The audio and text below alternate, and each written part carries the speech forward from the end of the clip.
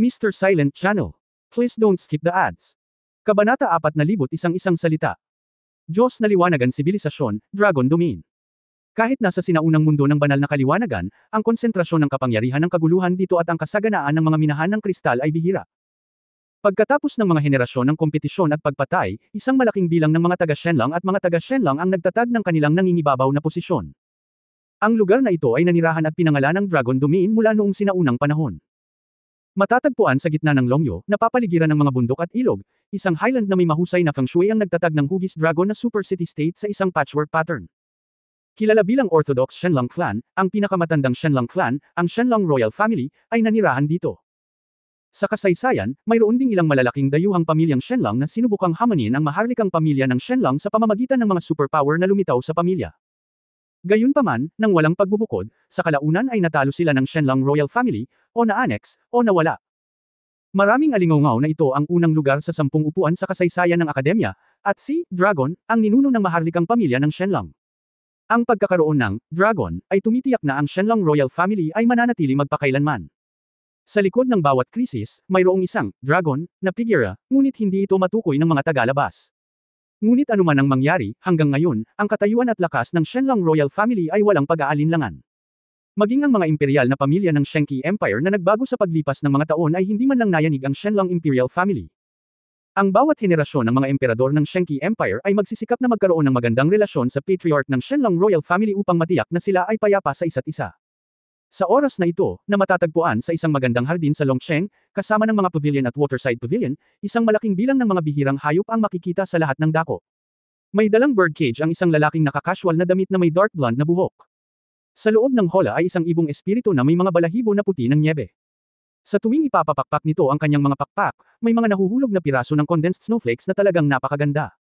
Ang lalaki ay tinutukso ang mga espiritong ibon na may hitsura ng kasiyahan, at siya ay nasisiyahan dito. Sa likuran niya, mayroong mahigit 100 kulungan ng ibon na naglalaman ng mga espiritong ibon na may iba't ibang kulay. Hindi lang iyon, ngunit sa buong hardin, ang karamihan ay ang lahat ng uri ng mga ibon na medyas. Ang taong ito ay ang dating henerasyong patriarch ng Shenlong Royal Family, si Long Xiu.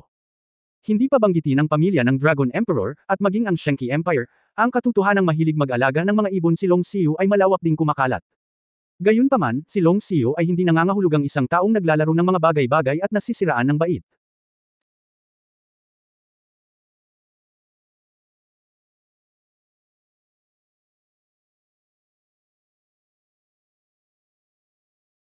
Sa kabaligtaran, dahil ang ina na si Long Jingyu ay kinidnap ni Ye Wuxi noon, ang ama na si Long Ziyang ay wala talagang anak. Upang maipagpatuloy ang dugo ng pangunahing pamilya, si Long Xiu ay isang ampon mula sa pinsan ni Long Jingyu. Kahit na malapit silang magkamag-anak sa pamamagitan ng dugo, hindi sila ipinanganak sa pinaka-orthodox na prinsesa ng hari, si Long Jingyu. Sa makatuwid, si Long Xiu ay tinanong na mula noong siya ay bata pa. Maraming tao ang nag-iisip na ang ganitong uri ng pag-aampon ay hindi makatwiran at lumalabag sa mga patakaran. Sa kabutihang palad, nang siya ay naging may sapat na gulang, si Long Xiu ay hindi lamang nagkaroon ng pambihirang personal na lakas, ngunit nakamit din ang mga kahangahangang resulta sa pamamahala sa mga gawain ng maharlikang pamilya. Sa ilang ulit na kaguluhan ng angkan, binalingan niya ang takbo, matalino ang kanyang kakayahan, at mislan ang kanyang pag-iisip, na hinangaan ng angkan. Masasabing ang posisyon ng patriarch na ito ay bahagyang dahil sa swerte, at ang kalahati ay nakuha ng kanyang sarili. Ang ipinagtataka sa loob at labas ng clan ay iyon. Si Long Xiu ay hindi sakam sa kapangyarihan. Matapang siyang umatras at ipinasa ang posisyon ng patriarka sa kanyang anak. Ama, sa hardin. Simple ang suot ng lalaking maikli ang buhok, at medyo honest ang mukha. Ito ay anak ni Long Xiu, ang kasalukuyang patriarka, si Long Tat-ian. Kung ikukumpara sa kanyang ama, si Long Tat-ian ay hindi kasing high profile ng kanyang pangalan. Ang pagsasabi ng, sa langit, ay mas katulad ng, sa lupa. Maging mahinahon, mamuhay ng simple, huwag maghanap ng merito, ngunit humanap ng walang kapintasan. Ang isang kwalipikadong ngunit hindi pambihirang kahalili ay ang pangkalahatang pagsusuri ng Long Tat-ian ng labas ng mundo. Sa pagtapak sa langit, nasa tamang panahon, halika at tingnan ang Shafeng, na hatid ng bagong lalaki para sa aking ama. Bihira ang ibong ito, mahirap hanapin. Inialay ni Long Xiu ang kanyang kayamanan, at ipinakilala ang kanyang bagong paborito sa anak. Talagang magandang kalidad, matapat na komento ni Long Tat-ian, ngunit wala sa isip. Hindi ka man lang pumupuri, ano ang alam mo? Ngumiti si Long Xiu at umiling, sabihin mo sa akin, ano ang iyong hinahanap? Iba ka sa iyong mga kapatid. Hindi ka pupunta upang makita ka maliban kung mayroon kang gagawin. Bilang isang ama. Sinabi ni Long Tat-ian na may masalimuot na mga mata, ang komisyon na iyon. May kumuha nito. Isang komisyon. Anong komisyon? Hindi naintindihan ni Long Xiao. Patayin si Ye Wuxi. Nanlamig ang ekspresyon ni Long Xiao, at tumigil ang kamay na nanunukso sa ibon. Pagkaraan ng ilang segundo, bumalik sa normal si Long Xiao, at walang pakialam na nagtanong, aling guild ang pumalit. Silver Fox. Silver Fox. Aling sibilisasyon? Ang bagong Golden Guild. Sinabi ni Long Tat-ian, nagpadala ako ng People Have Investigated, ito ay orihinal na isang maliit na Silver Guild ng Kachu Federation of the Fifth Civilization, ngunit dahil sa pagkakasama ng Plated Stanley Blade, bigla itong naging ginto. The Stanley Blade. Narinig ko na, parang aristocratic assassin, ang tawag sa guild leader, di ba? Dati, pumunta ang academy sa Dragon City namin para makipagpalitan at mag-aral. Parang isa siya sa top 50 seats, and he came. Ang aking ama ay may magandang alaala. Sinabi ni Tat-ian, ito ay itinanim ni Octavius ang kanyang sarili sa pagpatay sa isa sa mga dakilang pantas ni Fitz. Pinapatay ang dakilang pantas sa Fitz. Hindi napigilan ni Long Xiao na matawa, hindi siya masyadong makapag-isip. Sumimangot si Long Tat-ian at sinabing, Ama, hindi na ito mahalaga. Hindi mo ba naisip na kakaiba na ang Silver Fox na ito ay sasabak sa S-rank na misyon na ito sa sandaling makakuha siya ng ginto? Subukan mo. Nakangiting sabi ni Long Xiao. Sa palagay ko ay hindi. Espesyal akong nagpadala ng isang tao upang suriin. Halos lahat ng Silver Fox Guild ay nanatili sa Shanghai at pumunta sa Dragon Blood Tree Tribe. Mayroon lamang 2 tao. Sa pagkakataong ito, natigilan din si Long Xiao at napalingon. Hindi ko maiwasang magtanong, sigurado ka ba? Sinabi ni Long Tat-ian, ang mas kawili-wili ay ang isa sa kanila ay tila isang tao mula sa aming pamilyang Shenlang, na pinangalanang Ye Fan. Sa ngayon, alam lang natin na ang taong ito ay mula sa isang bronze civilization na may opisyal na lakas. Bronze lang ang kailangan nito, pero maraming tao ang nakasaksi na crush niya si Octavie. Sa pagkakataong ito, ang tumataas na pag-akyat ng Silver Fox ay talagang hindi mapaghihiwalay sa Ye Fan na ito. Pare, seryoso akong nagdududa na ang Ye Fan na ito ay hindi makakatakas. Makakasama mo ba si Ye Wuxi sa orihinal? Nawala si Ye Wuxi ng napakatagal at biglang bumalik mahigit 10 taon na ang nakalilipas.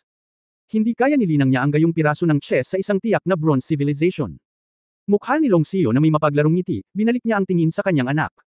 Tat-ian, kung mayroon kang sasabihin, maaari mo ring sabihin ito ng direkta. Huminga ng malalim si Long Tat-ian at bumulong, Ama, kung ang Ye Fan na iyon ay inapo ni Prinsesa Jinyo. Natatakot akong magdulot ito ng lindol sa angkan. Sa hardin, tahimik, tanging huni ng mga ibon. Pagkaraan ng ilang sandali, tumalikod si Long Xiao, itinaas ang kulungan ng ibon, at lumakad palayo. Sumimangot si Long Tat-ian at tumingin sa kanyang ama hanggang sa mawala na siya nang marinig niya ang isang salita. Suriin. Kabanata 4,002 Hindi sikat na 2 tao. Hamaplatang, Templo ng Karunungan. Ibinigay ni Ye Fan at Kurato ang mga dokumento sa cross-border sa pari na namamahala sa rotating transmission position. Ang pari na nakadamit ng doktor ay kakaibang tumingin sa kanilang dalawa. Naramdaman ni Ye Fan ang isang maliit na tambol sa kanyang puso, may problema ba sa mga dokumento? Umiling ang pari, walang problema sa mga dokumentong cross-border, ngunit. Sigurado ka bang gusto mong pumunta sa Aslan Civilization ngayon? Siyempre, tumanggo si Ye Fan. Nagkibit-balikat ang pari at hindi na nagsalita pa, at ipinasok ang mga dokumento sa optical brain backup. Pagkatapos ng ilang operasyon, pumasok ang dalawa sa teleportation array. Tandaan na pagkatapos makarating sa templo sa panig ni Aslan, kailangan mong dumaan sa customs inspection. Kung makaligtaan mo ito ay ituring na ilegal na pagpasok. Ang pari, matapos siyang paalalahanan gaya ng dati, ay gumawa ng isang paggalang sa Diyos ng Karunungan. Naway gabayan ka ng Diyos ng Karunungan. Habang sumisikat ang liwanag, ang mga bracelet ng star map sa Ye Fan at ang mga kamay ni Kurato ay pinakawalan si Huagwang. Si Ye Fan ay hindi estranghero sa Great World Teleportation Channel. Ang paglalakbay na ito sa Aslan mula sa Fizz ay talagang mas malapit. Pero kahit ganun, medyo tumatagal pa rin sa gitna. Sa Great World Channel, ang mga sound wave ay mahirap ipadala, ngunit hindi ito nakakaapekto sa paghahatid ng tunog. Naalala ni Ye Fan ang tanong ng pari kanina, at hindi niya napigilan ang pagpapadala ng boses, may problema ba sa pagpunta sa Aslan ngayon? Si Kurato ay palaging may seryosong ekspresyon, at pagkatapos ay sumagot ng may tuwid na mukha, palagay ko, kami ay pangit, hindi ito ang tamang oras upang pumunta sa Aslan. Hindi napigilan ni Ye Fan ang matawa, bastos ka, ang galing mong magbiro. Sumulyap si Kurato kay Ye Fan nang hindi maipaliwanag at hindi na nagsalita pa. Pagkatapos ng nakakainip na paglalakbay, nakita ng Star Map Bracelet ang isang templo at ibinaba ang dalawa. Kung ikukumpara sa Templo ng Karunungan, ang Templo ng Adviento ay mas maganda at napakarilag. Ang mga dingding, bintana, simbolyo, at buhay na mga halamang ornamental na masusing pinalamutian sa lahat ng dako ay kapansin-pansin. Ang lahat ng mga uri ng mga disenyo ay malinaw na sa pagtugis ng isang natural na aesthetics at ekstrang walang pagsisikap. Medyo malaki rin ang agwat sa pagitan ng templong ito at ng templo na pabuntong hininga si Ye Fan. Ang mga pangunahing tribo ng Aslan ay naniniwala sa Diyos ng kagandahan at sa Diyos ng kalikasan. Ang paghahangad ng kagandahan ay minana mula pa noong unang panahon at likas na. Dahil ito ay ang templo ng Diyos ng kagandahan, ito ay tiyak na hindi maihahambing sa templo ng karunungan sa mga tuntunin ng kagandahan, Kula Figure Road. Tumango si Yefan, hindi masama ang unang impresyon, umalis na tayo at pumasok sa customs. Ang dalawa ang dumating sa labasan, at sa daan, nakasalubong din nila ang ilang taong Aslan na nagtatrabaho at gumagawa ng mga gawain sa templo. Kailangan kong sabihin na ang mga Aslan ay talagang mga gwapo at maganda, na may gininto-ang blonde na buhok, may kantab na balat, at mga payat na figure. Nakakabighani din ang mga pares ng sapphire at emerald pupils. Sa totoo lang, hindi matukoy ni Yefan ang pagkakaiba ng biglaan, ang ilang mga tao ay lalaki at babae, dahil lahat sila ay masyadong maganda. Maging ang kanilang kasuotan ay halatang mas sophisticado kaysa sa Fizz. Hindi maluho, simpleng paggamit ng kulay, pansin sa detalye. Maraming mga materyales, sa unang tingin, ay gawa sa ilang mga espesyal na halaman, na malakas at may kakaibang natural na estilo. Gayunpaman, hindi nagtagal ay may napansin si Yefan na kakaiba. Ang mga taong Aslan na ito, nang makita silang dalawa ay lumitaw, higit pa o mas kaunti, ay nagpakita ng ilang pagkasuklam at paghamak. Sa harap ng beauty god priest, hindi man lang ito inilihim ng pari, at ayaw tumingin ng diretsyo sa kanilang dalawa. Anong ginagawa mo dito? Tila naguguluhan ng pari. Hindi alam ni Yefan kung tatawa o iiyak, kami ay mga adventurer, para isagawa ang komisyon. Alam ko talaga kung kailan pipiliin. Naiinip na ang pari, at tinapik niya ang ilang dahon ng halaman sa tabi niya. Ang halamang baging ay naging isang buhay na nilalang. Matapos ay scan ang dokumento gamit ang sarili nitong mga dahon, natapos ang pagsusuri. To put it bluntly, that plant is a scanned and recorded optical brain. Alam ni Yefan na ito ang natatanging, natural magic technology, ni Aslan. Kahit na ang mga mahuhusay na pantas ng mga institusyong pananaliksik ni Fitz ay hindi matukoy ang mga sinaunang teknolohiyang ito ng Aslan. Dahil ito ay Regalong ipinagkaloob ng mga Diyos ng kalikasan sa kanilang mga kamag-anak, hindi ito maintindihan ng mga dayuhang lahi. Oo naman, ang apat na ginintoang sibilisasyon ay bawat isa ay may kanya-kanyang merito, bulong ni Yefan sa kanyang puso. Pagkatapos umalis sa templo, si Yefan sa wakas ay sineseryoso ang mga naunang salita ni Kurato. Talagang hindi nararapat na pumunta tayo sa Aslan. Okay lang kung normal, pero ngayon, dapat ay bisperas na ng beauty god ceremony. Kumunot ang noo ni Kurato at sinabing, hindi pa ako nakakapunta doon. Pagbalik ko, hindi ko naisip ito, ngunit gayon paman, kailangan naming mauna para sa komisyon. Ang dakilang seremonya ng Diyos ng kagandahan. Ano ang ibig mong sabihin? Ipinaliwanag ni Kurato, ito ay isang mahalagang pagdiriwang para sa mga pangunahing tribo na maghandog ng mga regalo sa Diyos ng kagandahan. Ito ay halos ang pinaka-solemn na pagdiriwang sa Aslan, at ito ay gaganapin tuwing 10 taon. Ang mga pangunahing pamilya ng bawat tribo ay pipili ng pinakamagagandang lalaki at babae, at magdaraw sila ng isang beauty contest sa araw na iyon. Ito ang halos pinakamataas na karangalan ng mga pangunahing tribo ng Aslan. At sa tuwing bago ang seremonya ng Diyos ng kagandahan, lahat ng mga Aslan ay magiging napakapili at walang pagpaparaya sa kapangitan. Dahil pakiramdam nila ay tanging isang magandang buhay lamang ang maaaring makasali sa grand ceremony ng Diyos ng kagandahan, kung hindi, ito ay kalapastanganan laban sa Diyos ng kagandahan. Hindi napigilan ni Yefan ang matawa, ang lalaking Aslan na ito ay talagang nahuhumaling sa mga gwapong lalaki at mga dilag. Teka, ngayon mo lang sinabi na lalaki at babae ang sasali. Contest ba together? Tanong ni Yefan. Oo, walang pagkakaiba sa pagitan ng mga lalaki at babae sa harap ng Diyos ng kagandahan. Sa katunayan, sa kasaysayan, ang mga nanalo ng lalaki at babae ay halos pantay, sabi ni Kurt. Nakaramdam ng pagkahilo si Yefan saglit, iniisip ang isang grupo ng mga lalaki, lahat ay nakabihis at nakikipagkompetensya sa mga babae sa entablado para sa kanilang kagandahan. Haha, mas mabuting maging pangit ako, ngumiti si Yefan ng pilit.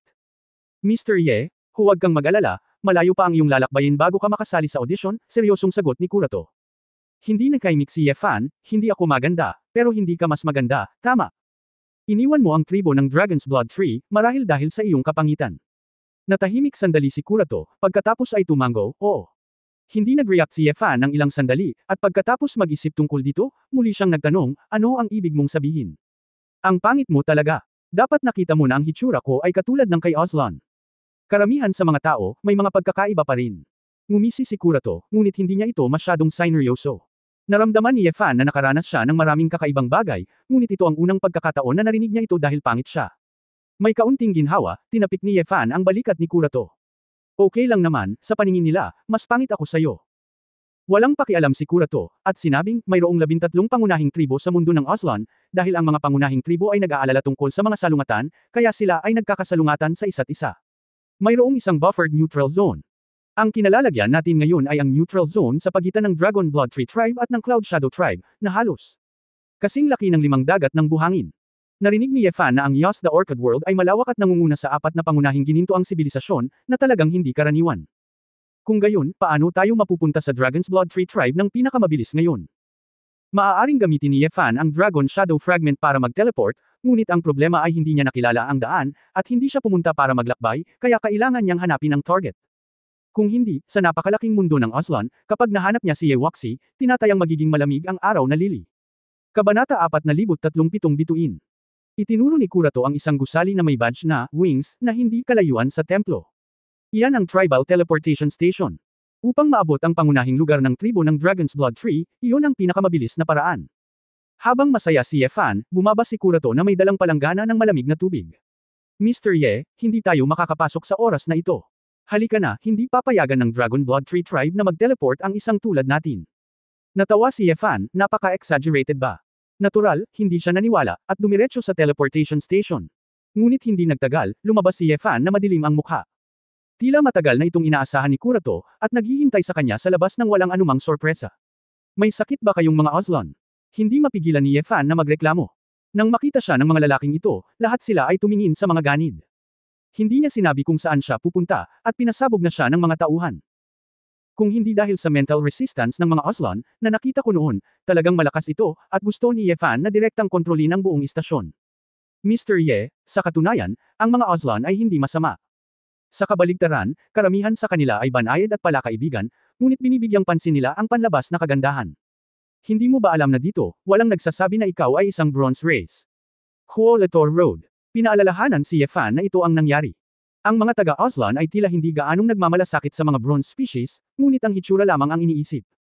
Kung dumating ang kanyang mga pinagkakatiwalaan, dapat silang bigyan ng preferential treatment. Sa totoo lang, kung hindi mo iniisip si Mr. Ye, maaari kang mag-disguise at magbihis, at baka magkaroon ka ng pagkakataon na makatakas dito, mungkahi ni Kurato. Tiningnan ni Yefan ang maselang make-up ng mga lalaking nakapaligid sa kanya, naglalakad na parang catwalk, at mabilis na ikanaway ang kanyang kamay. Kalimutan mo na, hindi ito bagay sa akin, baguhin mo ang paraan. Nag-isip sandali si Yefan at sinabing, ang layunin natin ay patayin si Yewaxi. Sa katunayan, kailangan lang nating maghanap ng isang tao. Saan sa palagay mo pupunta si Yewaxi? Walang aksidente, dapat ay nasa Dragon's Blood Tree. Malapit sa santuwaryo ng tribo, iyon ay, sa paligid ng sagradong puno. Sagradong puno. Tumanggaw si Kurato, ang dahilan kung bakit ang tribo ng puno ng dugo ng dragon ay maaaring maging pangalawang pinakamalaking tribo ng Aslan ay dahil sa dugo ng dragon na ipinasa mula pa noong unang panahon.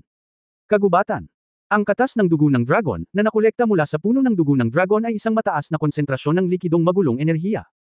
Sa mga pangunahing ginintoang sibilisasyon, ito ay isang mahalagang material, na ginagamit sa siyentipikong pananaliksik, paglilinang, pagpapanday, at iba pa.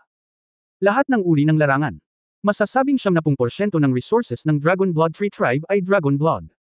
At ang pinakamatanda, ang ina ng puno ng dugo ng dragon, ay ang puno ng dugo ng dragon, na siyang buong kagubatan ng dugo ng dragon. Ang ugat ng puno. Kapag nasira ang sagradong puno, maaapektuhan nito ang buong kagubatan, kaya ang mga tao ng ating tribo ay nagtalaga ng pinakamalakas na mandirigma sa sagradong santuwaryo ng puno. Kung tungkol sa tiyak na pinagmulan ng sagradong puno, hindi na ito posible. Napakaganda, ngunit sinasabing ito ang Diyos ng buhay sa gitna ng 5 Diyos ng paglikha. Nang ipanganak niya ang Diyos ng kalikasan, iniwan niya ang banal na puno. Ang Diyos ng kalikasan ay ipinanganak mula sa puno ng dugo ng dragon. Narinig ito ni Yefan sariwa. Kung gayon, kayong Dragon Blood Tree Tribe, hindi ba dapat mas igalang mo ang Diyos ng kalikasan? Tama, ngunit itinuturing ng mga Aslan ang Diyos ng kalikasan at ang Diyos ng kagandahan bilang kanilang mga magulang, kaya pareho silang iginagalang. Naisip ni Yefan na said, sa madaling salita, ang layunin namin ay pumunta sa core ng Dragon's Blood Tree Tribe, at ito ang pinaka-core area. Oo, tumanggo si Kurato. Sinabi ni Yefan, kung gayon, dapat mong kilalanin ang daan, ituro mo ako ng direkta, at ako ay mag-teleport. Teleport. Natigilan si Kurato, Mr. Maaari ka ring mag-teleport ng mga spelang sa kalawakan. Ngumiti si Yefan at sinabing, wala man lang akong kakayahan, gaano kakalakas loob na tumanggap ng kahilingan sa S-rank. Nagpakita ng pagpupunyagi si Kurato. Anong mali? Sumimangot si Yefan. Sinabi ni Kurato, Mr. Ye, naisip mo na ba kung bakit pumunta si Yewaxi sa Dragon's Blood Tree Tribe at nagtatag ng elite team? May alam ka bang inside information? Tanong ni Yefan. Bumantong hininga si Kurato, sa pagkakaalam ko, ang pinakamakapangyarihang tribo ng Spruce sa 13 tribo ay palaging nais na pag-isahin ang mga pangunahing tribo ng Aslan. Ang kanilang mataas na pari ay tila mula sa isang makapangyarihang pag-iral. Humingi ng tulong, at bumuo ng isang piling tao na tinatawag na Spruce Iron Cavalry, na ang kapangyarihang lumaban ay nagbanta sa mga pangunahing tribo. At ang tribo ng Dragon Blood Tree, bilang pangalawang pinakamalaking tribo, ay may estratehikong mapagkukunan ng dugo ng dragon. Naging pinakamalaking layunin ng Spruce Tribe. Para sa Spruce Tribe, hanggat ang Dragon Blood Tree Tribe ay tinanggal, ang ibang mga tribo ay hindi na problema. Biglang sinabi ni Ye Fan, kaya, si Ye Wuxi ay pinagkatiwalaan ng Dragon Blood Tree Tribe na tumulong sa pagbuo ng isang malakas na hukbo upang labanan ng Spruce Tribe. Eksakto, mataimtim na sinabi ni Kurato, kung, si Ye Wuxi at ang dragon na kanyang binuo, ang masasamang bantay ay hamina, kung gayon. Ang Dragon Blood Tree Tribe ay maaaring hindi nakalaban ng Spruce Tribe. Kapag naglunsad talaga ng invasion ang Spruce Tribe, magkakaroon ng madugong labanan sa pagitan ng dalawang panig. Yung mga nagdurusa, inosenteng sibilyan pa rin. Sa wakas ay narinig ni Ye Fan ang dahilan at nakangiting sinabi, Kurato, sumama ka sa akin. Hindi para tulungan akong tapusin ang komisyon, kundi para pigilan ako na masira ang kasalukuyang balanse. Sabi ni Tu, to be honest, naisip ko noon na hindi makumplito ni Mr. Ye ang komisyon na ito, kamamatay lang niya. Pero kung titignan ang performance ni Mr. Ye ngayon, parang may magandang ideya siya. Feeling ko, baka makagawa ka talaga ng milagro. Kahit na hindi mo kayang patayin si Ye Wuxi, kahit na magdulot ka ng kaguluhan para sa mga piling tao na Long Exi, maaaring hindi direktang payagan nito ang Spruce Tribe na magtagumpay. Ngumisi si Ye Fan, kung ang kaligtasan ng isang tribo ay nakasalalay sa isang tagalabas, kung gayon ang tribong ito mismo ay hindi kwalipikadong umiral. Kung ayaw mo akong tulungan at pahinain ang iyong bayan, naiintindihan ko rin na ako mismo ang gagawa ng paraan, bumalik ka. Naikuyong ni Kurato ang kanyang mga kamao, nang makitang aalis na si Ye Fan, kaya mabilis siyang sumunod. Mr. Ye, ituturo ko sa iyo ang daan. Sabi ni Ye Fan na may kalahating ngiti, bakit? Hindi ka ba natatakot na maging makasalanan ng tribo? Natatakot ako, ngunit dahil pinili kong sumali sa Silver Fox, kailangan kong tanggapin ang responsibilidad ng isang adventurer mula sa Silver Fox Guild. Responsibilidad. Kahit na ako ay nakatadhana na maging isang makasalanan ng tribo, hindi ko nais na maging duwag upang makatakas. Desididong sabi ni Kurato. Tumango si Ye Fan ng may kasiyahan, at sigurado, tama siya tungkol sa taong ito. Sa totoo lang, kung wala si Kurato, napakahirap para sa kanya na makahanap ng target at maunawaan ang lahat ng uri ng kaugalian sa malaking Ozlon. Ayon sa direksyon na ibinigay ni Kurato, inihagis ni Ye Fan ang Dragon Shadow Fragment sa unmanned area. Natural na nabigla ulit si Kurato. Hindi niya inaasahan na si Ye Fan ay isang napakabihirang Qinglong. Kung iisipin ang ginawa ni Octavie noon, isa lang itong dung beetle na pumapasok sa dumi, naghahanap ng tae. Matapos itama ang ruta ng ilang beses, sa wakas ay nakarating ako sa gilid ng tribo ng puno ng dugo ng dragon. Malaki ang pagbabago ng tanawin sa harapan. Sa makakapal na kakahuyan, paminsan-minsan ay may ilang itimpulang puno, na libo-libong metro ang taas, na direktang tumatayog sa mga ulap. Iyan ang puno ng dugo ng dragon. Basang-basa talaga ang mga mata ni Kurato, halatang malapit sa nayon. Sila ang tunay na Panginoon ng lupaing ito. Huminga ng malalim si Ye Fan, talagang kamangha-mangha. Mr. Ye, hindi maginhawang mag-teleport dito. Kapag na-detect ang spatial fluctuation, madali itong gamitin. At ang layunin natin ay si Ye Wuxi, kaya hindi na kailangang makipagtalo sa mga gwardya, di ba? Seryosong sabi ni Kurato. Ngumiti si Ye Fan, huwag kang mag-alala, hindi ako mahilig pumatay ng mga inosenteng tao. Kung maiiwasan ko ito, gagawin ko ang lahat para maiwasan ito. Salamat, Mr. Ye, nakahinga ng maluwag si Kurato. Siya nga pala, sabi mo Long Exi, ang tawag sa Elite Guard. Ilang tao na ba at kumusta ang lakas nila? Tanong ni Ye Fan habang naglalakad siya papunta sa kagubatan. Sa pagkakaalam ko, si Long Exi ay may kabuuang wala pang 20 tao, higit sa lahat 7 master na kilala bilang 3 dragons, at 4 evils, na medyo makapangyarihan. Long Exi. Dragon Blood, medyo kawili-wili, may mga pangalan sila. Ganun ba? Oo, napaka-espesyal ng pangalan. Kinuha ni Kurato ang impormasyon sa utak ng kanyang wristband at binasa itong mabuti. Ang 3 dragon ay sina Yu Heng, Kai Yang, at Yao Guang, at ang 4 na kasamaan ay Tian Shu, Chan Xuan, Shanji, at Tian Quan. Ubu. Ubo-ubo. Nabulunan si Ye Fan pagkatapos marinig ito. Ang Big Dipper. Kabanata 4,004 na pangit na pagtanggi. Kabanata 4,004 na pangit na pagtanggi. Halatang hindi alam ni Kurato ang sinisigaw ni Ye Fan. Mr. Ye, anong pitong bituin? Hindi mo talaga alam, ang pinagmulan ng mga pangalan na ito. Umiling si Kurato, hindi ko pa ito narinig, isa ba itong espesyal na simbolo ng Shenlong? Napabuntong hininga si Ye Fan, dahil ang sibilisasyon ng Ozlon ay hindi may katulad na kultura, at karamihan sa Ye Wuxi na ito ay talagang may kinalaman sa lupa. Maaaring si Ye Wuxi ay talagang isang matandang pagkain. Hindi rin sigurado si Ye Fan. Kung tutusin, iba ang panahon ng Golden Civilization sa Fifth Lady. Higit pa rito, ang Watay ay sumailalim sa maraming mga pagsasaayos ng system, sa katunayan, ang paghahambing ng oras ay walang reference na halaga. Ang matitiyak niya ay kung may gana si Ye Wuya na maging Ye Wuxi, dapat may paraan. Umiling-iling, walang silbi ang labis na pag-iisip, pakiramdam ni Ye Fan na dapat niyang hanapin muna si Ye Wuxi. Sa pangunguna ng Kurato, mabilis na lumipat ang dalawa patungo sa core area ng Dragon's Blood Tree Tribe. Bagamat nakatagpo sila ng malaking bilang ng mga residential area ng Oslan sa daan, sa paraan ni Yefan, ganap silang makakatakas ng walang ingay. Sa ilalim ng normal na mga pangyayari, gamitin ang kapangyarihan ng langit at bilasan at ito ay lilipas. Sa mga komplikadong sitwasyon, maaari ding gumamit si Yefan ng mga banayad na galaw at paunang paghuhusga upang itapon ang lahat ng eyeliners. Si Kurato ay muling namangha sa husay ni Yefan. Sapat na para makalusot siya ng ganoon kadali. Sa sobrang pasan niya, kaya pa niya. Iyon ay sobrang nakakatakot. Mr. Ye, kung hindi ko nakita ang iyong mga pamamaraan, talagang nag-alinlangan ako na ikaw ay isang asasin o ang nangungunang asasin. Kahanga-hanga ang pakiramdam ni Kurato. Sa sobrang laki ng katawan, naglalakad siya sa kagubatan ng dugo ng dragon, at sa hindi inaasahang pagkakataon ay nagulat siya. Hindi lahat nahanap ng mga bantay ni Oslan. Naisip ko na magkakaroon ng maraming gulo sa daan, kaya sa pagtingin dito, maaari mong marating ang pangunahing santuwaryo kung saan matatagpuan ang Divine Tree sa loob lamang ng 2 araw. Ngumiti si Yefan. Sa katunayan, hindi nagkamali si Kurato. Hindi ba mamamatay ang dati niyang trabaho? Marahil ito ay dahil ang likas na katangian ng bansa ay madaling baguhin at mahirap baguhin, ngunit medyo natutuwa si Yefan, at paminsan-minsan ay gumagamit ng iba't ibang mga diskarte upang magsagawa ng mga nakatagong aktibidad. Matapos ang mahigit 1 araw na paglalakbay, lumitaw sa harapan ng isang napakagandang puno ng dugo ng dragon. Ang itim-pulang puno ng puno ay matayog at marilag, tulad ng Mount Samero na nakikita sa Mingquan. Malapit na tayo. Medyo komplikado ang Kurato, Mr. Ye, ano ang gagawin mo? Gusto mo bang magtanong kung nasaan si Ye Waxi? Palihim. Nakangiting sabi ni Yefan, kailangan ba? Dahil gusto kong patayin si Ye Waxi, natural na may masamang relasyon ako sa Dragon Blood Tree Tribe. Ang Longsi Guard ang may pananagutan sa pagbabantay sa sagradong puno. Kailangan ko lang gawing banta ang sagradong puno, at natural na magpapakita sila. Nang marinig ito ni Lato, lubos na nagbago ang kanyang mukha. Mr. Ye, aatakihin mo ang Divine Tree at pipilitin mong magpakita si Ye Waxi at ang iba pa. Bakit, hindi? Masyadong delikado ito. Kung wala si Longsi sa malapit, kung aatakihin mo ang banal na puno, gagawin nito ang natitirang mga tao sa tribu, lahat ay magkakasama at umatake. Hindi mo magagarantiya na papatayin mo ang ibang tao. Sila ang aking angkan pagkatapos ng lahat, mangyaring maawa kay Mr. Ye. Pakiusap ni Kurato. Ang gulo talaga. Kumpiyansa si Yefan na makokontrol niya ito ng buo at hindi niya papatayin ang mga inosenteng tao nang walang pinipili, ngunit dahil hiniling ito ni Kurato, hindi siya maaaring maging masyadong malupit. Okay, pagkatapos, pumunta at magtanong, nasaan si Ye Waxi? Sa kalagitnaan ng pangungusap, biglang napansin ni Yefan na isang aura ang nagkulong sa kanya. Ano? Ngumisi si Yefan, medyo kawili-wili, kahit na hindi siya masyadong nakatuon sa pag-aabang, ngunit habang nasa daan, walang makakahanap sa kanya. Tila mayroon pa ring ilang mga master sa Dragon's Blood Tree Tribe na sa wakas ay nakatagpo ng mahabang mata. Ubu. Isang matalim na enerhiya ng espada ang dumaan sa mga patong-patong ng mga puno, tulad ng isang di nakikitang talim ng bakal, na direktang humahampas sa harapan nilang dalawa. Iniunat ni Yefan ang kanyang kamay at hinawakan si Kurato upang maiwasan ang pinsalang ito ng sword chi.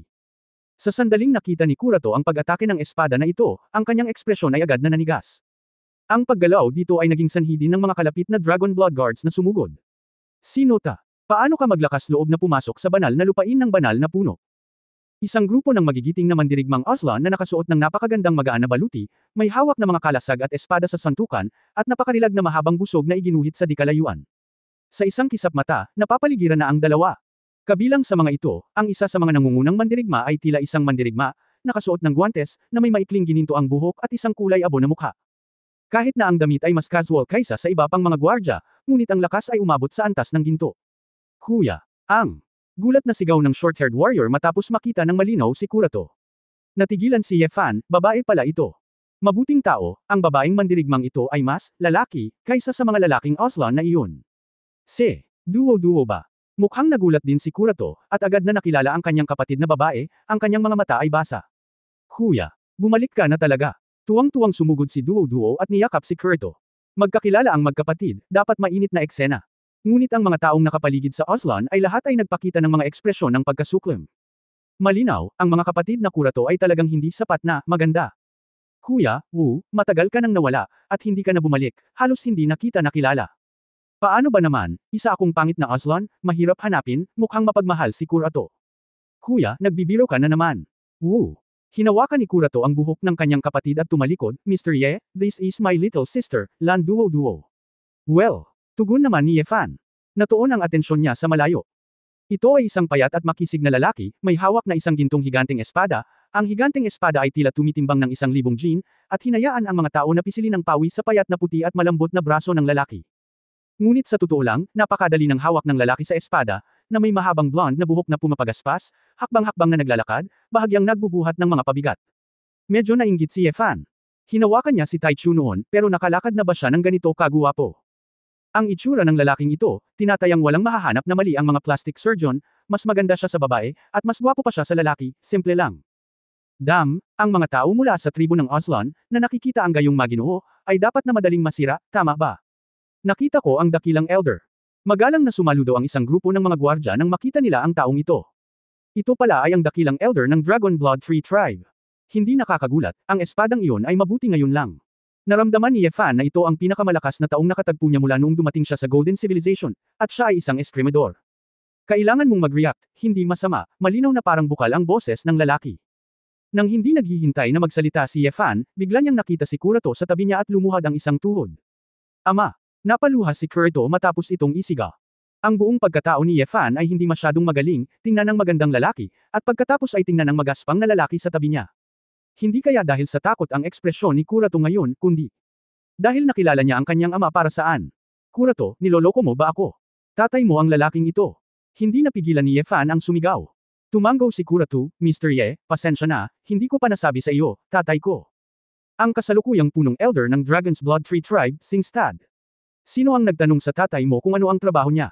I am say, he looks like this. You look like this, you are really a father and son. Napatulala si Ye Fan. Ibinaba ni Kurato ang kanyang ulo, Mr. Ye, nakalimutan mo na ba, bakit ako umalis sa aking bayan? Natigilan si Ye Fan saglit, at hindi napigil ang haplasan ang kanyang noo. Tumanggi. Kabanata 4,500 nandito ka. Chapter 4,500 nandito ka na. Pagkalipas ng maraming taon, ang pangit mo pa rin tingnan. Nagpakita ng paghamak si Elder Singer, dahil alam mo na hindi ka karapat-dapat na manatili rito, bakit gusto mong bumalik? Natigilan si Ye Fan at tumango. Bumalik upang makita si Lao Su na nakikipag-usap sa kanyang anak ng ganito. Not to mention na hindi successful ang career niya, kumakain siya, umiinom, nagpapatutot at nagsusugal, pero sa tingin niya ay hindi pa beautiful ang kanyang anak. Pare, nakabalik na rin sa wakas si kuya, hindi ba mas mapagpatawad ka? Nakiusap silang duo-duo. Ang aking pagpapaubaya ay naubos na sa iyo, binigyan ni Singer ang kanyang anak ng isang hindi nasisiyahang tingin. Kinamot nilang duo-duo ang kanyang magulo na buhok, mukhang sama ng loob. Pare, alam ko na hindi ako karapat-dapat na manatili sa Dragon's Blood Tree Tribe, ngunit pagbalik ko sa pagkakataong ito, may gagawin talaga ako, sabi ni Kurt. Kuya, bumalik ka ba para sa kasal ng pangalawang kapatid? Kino-contact ka ng pangalawang kapatid? Bulalas nilang duo-duo. Kumunot ang noo ni Kurato, kasal ni Tulon. Ikakasal na si Turan. Narinig ito ni Ye Fan mula sa gilid, at sinabing ito ay kawili-wili. Ang tatlong magkakapatid ay ipinangalan sa mga Oslan. Kurato, Turan, Lan Duo-Duo, at mamaya, natatakot akong hindi ito mamumulaklak. Hindi mo alam. Mukhang nadismaya si Lan Duo-Duo, akala ko bumuti na ang relasyon ninyo ng pangalawang kapatid, mangyaring bumalik para lumahok. Ngumiti si Kurato, natural na magandang bagay na ikasal ang pangalawang anak. Kaninong babae ang pinakasalan mo? Nang banggitin niya ito, nagpout si Lan Duo-Duo at naiinis na sinabi, ang babaeng demonyo sa ulap. Ano? Mukhang nabigla si Kurato, paano mapapangasawa ni Turan si yun? Isang babae mula sa tribong Shan. Hindi mo naman turn na mag-alala tungkol dito. Naputol ang pag-uusap ng magkapatid na may seryosong mukha ang Singer. Sabi mo pagbalik mo this time, may gagawin ka, bakit? Tumingin si Kurato kay Ye Fan, nakitang tumango si Ye Fan, at tapat na sinabi, ang aming Golden Guild, si Silver Fox, ay pumalit sa pagkakatiwala sa antas ng S. Patayin si Ye Wuxi. Tahimik ang eksena. Lahat ng Dragon Blood Guard ay tumingin kay Ye Fan at Kurato na may kakaibang mga mata. Ibinuka nilang duo-duo ang kanyang bibig at labis na tinitigan si Kurato. Kuya, niloloko mo ba ako? Umiling si Kurato, kung hindi dahil dito, hindi ako babalik at ipapahiya ang aking ama. Matapos sumimangot si Singer ay tumalikod na siya at naglakad palayo. Bago isagawa ang komisyon, pumunta ka para magbigay-pugay sa iyong ina, ngunit huwag pumasok sa bahay. Ayokong bigyan ka ng pangalawang tingin. Tahimik na ibinaba ni Kurato ang kanyang ulo, oo, ama.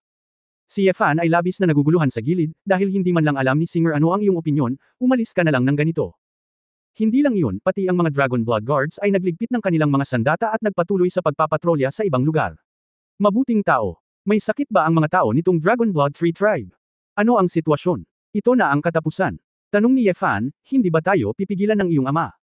Iniisip pa rin niya, magkakaroon kaya ng matagal nang nawalang labanan sa pagitan ng mga eskrimador. Kung tutusin, hindi madaling makakilala ng taong marunong talagang gumamit ng espada. Haha! Humagalpak ng tawa si Lan Duo-Duo nang walang anumang ugali ng babae, bakit mo pinipigilan? Hindi tanga ang tatay ko. Anong ibig mong sabihin? Tumingin si Lan Duo-Duo na, wala kang magawa, tumingin siya kay Ye Fan nang may panghihinayang. Mapait na ngumiti si Kurato sa tabi niya, Mr. Ye, ang ibig sabihin ng aking ama, dapat nilang isipin. Hinahanap natin ang sarili nating paraan ng kamatayan, kaya hindi na kailangang pigilan ito. Hiniling niya sa akin na sambahin ang aking ina, at dapat din niyang isipin, ako ay namamatay na ako, kaya kailangan kong magpaalam sa aking ina. Lan Duo-Duo. Bumantong hininga, brother, dahil alam mo ito, dapat mong maunawaan na ang iyong ama ay nagbabala sa iyo na huwag gumawa ng mga hanggal na bagay. Isang pambihirang henyo, nang ahas siyang kidnapin si Princess Jingyu nang mag-isa noon, at hindi siya natulungan ng buong Shenlong royal family. Okay lang na sabihin na gusto mong hamanin ang ilang Longxi guards, pero gusto mong patayin ang masamang Dragon Emperor. Imposibleng gawain ito, okay. Nakangiting sabi ni Ye Fan, paano ito kumpletuhin ay ang aming negosyo, kapatid, sabihin mo lang sa akin, nasaan si Ye Waxi? Manahimik ka. Ang panganay kong kapatid. Galit na sinabi ni Lan Duo-Duo, hindi ako mag-iimbestiga bago tanggapin ang S-level na komisyon. Alam mo ba kung ano ang 8 Tribulations Qinglong? Si Yuan Shen ay walang kamatayan, paano mo ito papatayin? 8 Tribulations. Yehu the Evil is the Blue Dragon of 8 Calamities. Lumubog ang mukha ni Kurato. Kinusot ni Ye Fan ang kanyang mga mata at mukhang hindi siya matandang foodie. Kung ikaw ay ipinanganak na may gininto ang lahi, ikaw ay ipanganak na may tunay na Diyos na pangangatawan, at kung linangin mo ang linya ng dugo ng 8 Tribulations Asher Dragon, ikaw ay talagang magiging napakalakas. Gayunpaman, ang 8 Tribulations Asher Dragon ay maaaring makapagseselo sa Shenlong Royal Family, at tila ang Royal Family ay hindi ganoon kagaling. Para kay Ye Fan, hindi mahalaga, kahit na ito ay siyam na kapigatian, ang espiritu at laman ay walang kamatayan, at sa harap ng kanyang uswang, maaaring hindi ito madaling gamitin. Nasa nakaraan na iyon. Kung hindi, ang Shenlong Royal Family ay kayang lunukan ng husto. Nakiusap si Lan Duo-Duo, kapatid, huwag mong gawin ang komisyong ito, umalis ka sa guild, bakit hindi ka bumalik sa iyong bayan? Hindi ka talaga itataboy ni tatay, ang mahalaga lilipat ako sa mas malayong lugar kasama ka.